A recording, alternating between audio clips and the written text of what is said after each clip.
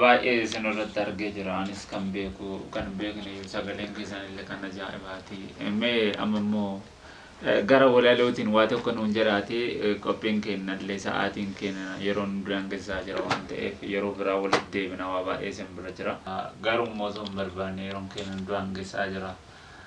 Gara dhumaatti mee sagaleedhaan arginee jirra. Aktiingiidhaan illee waa baay'ee akka hojjettan waa baay'ee argineerra. Mee ammoo gara dhumaatitti deemaa jirra waan ta'eef sagantaan keenya xumuramuu fi mee gara dhumaatitti waan jabaa jettuun gara walalootiin waa tokko nuu jedhaan jaboodha waan agaa walitti dhaaman. Haa bareeda isinii warri amma isinii namoota masakitaniituma jaarii namatti gaafatan beekta. Amma baay'eetu jiraan akkuma ta'e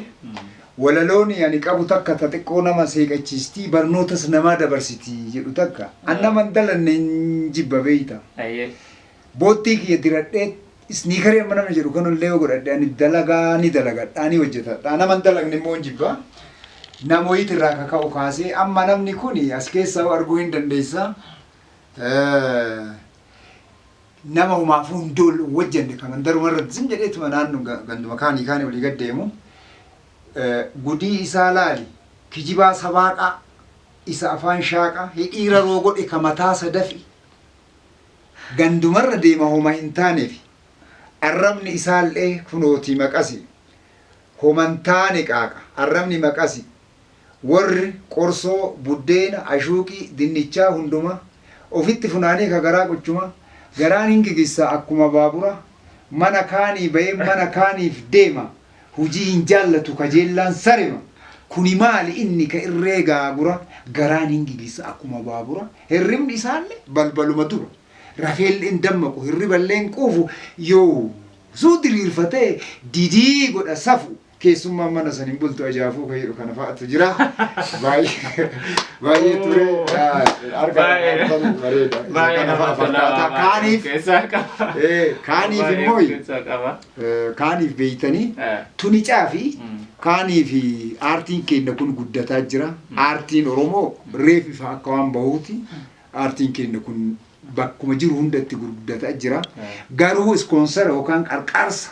tudhabama namni nama achi ilaalee argu hin jiru harki keenya barreessa irraa gadi hin teenne akka warra nu fakkaatu jechuudha isa kana mee amma dhuguma yoo ilaalte an umriin kiyya gabaabaa kana xiqqaa kana umriin kiyya dheeradha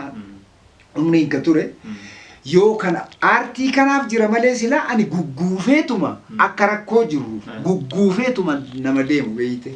aartii kana oo itti ka'u dhugaa keessanii aartiin waa baay'ee qabdi